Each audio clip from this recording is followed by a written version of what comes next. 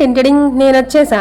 నేను మీ మహాలక్ష్మి. నేను పెళ్లి ఎందుకు చేసుకున్నాను తెలియకుండానే పెళ్లి చేసేసుకున్నాను. ఆలోచించుకునే టైం లేదా అంటే చాలా ఉంది, బట్ ఆప్షన్ మాత్రం ఒకటే ఉంది. ఇంట్లో వాళ్ళు చెప్పారు నాకు పెళ్లి చేస్తాము ఇంకా అని చెప్పి. సరే నేను తలవపడం తప్ప వేరే ఆప్షన్ లేదనమాట. ఆ టైంకి నా ఫీలింగ్ ఎలా ఉందంటే ఆడపిల్లని కన్నా ప్రతి తల్లిదండ్రి బరువుని భలే బాధ్యతగా దించేసుకుంటారు అనిపించింది. మీరు చెప్తే నమ్మరు, ఈవెన్ పెళ్లి పేట్ల మీద కూడా నేను అదే ఆలోచించుకుంటున్నాను అనమాట.